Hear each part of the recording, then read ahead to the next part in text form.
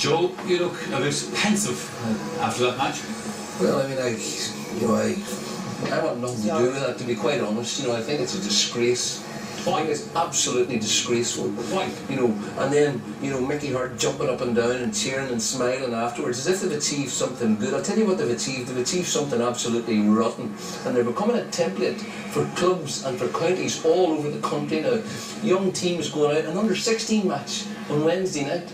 2 sweepers methodically pulling down the opposing team as they're coming up the field. This is how you do it, you get the job done. This is the new language. The euphemism for cheating is closing the game out. What Sean Cavanagh did, I cannot believe that somebody awarded him the man of the match. That was a total and absolute disgrace. That's the antithesis, hold on, of what Gaelic games are about. You're supposed to be able to look your opponent in the face. What do we teach kids? Respect for yourself. Respect for your opponent. I take an under-12 team. If any of them did that, they wouldn't play for the team again. And yet, hold on, yet this is being touted around the country. And people are saying things like, well, that's within the rules, they're only up. It's not within the rules. You're not supposed to rugby tackle someone from behind. It was a total disgrace, and I'll tell you something else about it. I mean, nobody has stood up for Tyrone more during the 2000s than I have in this studio, when they were getting all sorts of abuse from you and from you. But I'll tell you this, I'll not be standing up for that. That's an absolute disgrace. That's an absolute disgrace. That's an absolute disgrace. Disgrace.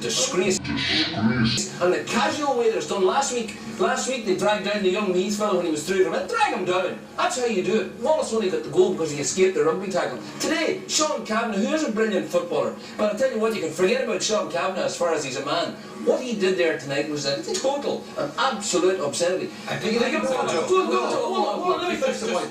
McManus gets the ball. He decides, I can break through here. I can score a goal. He shows a sense of adventure. He beats the first man. He's through. What happens? He's just dragged down to the ground. And I'll tell you what, the black card's only the start of an absolutely urgent process that's required. There is no, hold on, there is no sport. There is no sport. I'll have to pick you up. No, I'll tell you something. There is no sport, no other sport apart from Gaelic games where that is permitted. It's an absolute disgrace. I tell you, I want nothing to do with it. I have to bring it back here to Sean Cavanagh.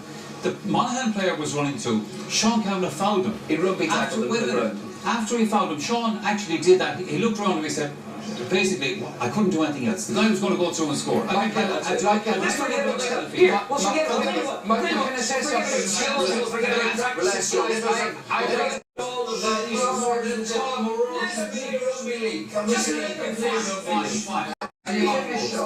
will speak. The new boys were not in that league called this. Sorry. The game was playing hard. Let us respond. What Joe said is true, but like cynical football has always been present in the game. If any other county team were in the same position as Sean Cavanagh there in that position, every one of the other fellas would have shouted at him, take him down. Don't let him get a goal. I don't know, Joe, you haven't lived in the real world. I know Tyrone have brought it to a different level, but there is no other team in the country, and no other team in the past who would have allowed Kieran McManus to solo through. Nobody would ever stick the ball in the net. It has certainly gone to a different level now. I play against hard Tyrone teams, very, very, very hard Tyrone teams. Well, a lot of better men that are playing out there today, playing against them, and that was never done to me. Boys like Faye Devlin from Arbone and that, they were hard men, but they played that bloody game fair, and you could sit and have a pint with them. How could anybody go and sit and have a pint with those boys after that?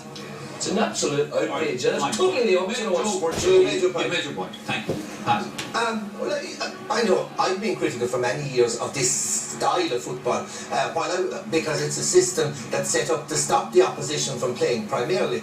Now, while I was making that point for years, Joe has been advocating that this modern system, this is what football is all about. The system and that behaviour there. Now, what did we see there? Did I see a really cynical game of football? Did I see something that was really rotten today that I haven't seen all year? No, I didn't. I didn't see anything different. If I was managing a team, Michael, if I was managing a team and one of my defenders allowed a fella to run through unopposed and shoot a goal without being pulled down, you'd be absolutely banjaxing. So the bottom line is, Michael, cynicism. We'll watch something else in future. Cynicism Tell the is children to play tennis or something. Every team is, Michael, every team is cynical. Maybe some teams are more cynical than others, but the bottom line, every county, every club practices cynicism to some degree. Right, lads, listen, we better move on and leave this match. Tyrone are into the All-Ireland semi-finals, for what it's worth, Joe. I don't agree with you about Sean Calvin, but anyway. We're going on to the second of the All-Ireland. You don't agree with the evidence of your own eggs? We'll join Dublin or Cork. That's our next game, and it's coming up shortly.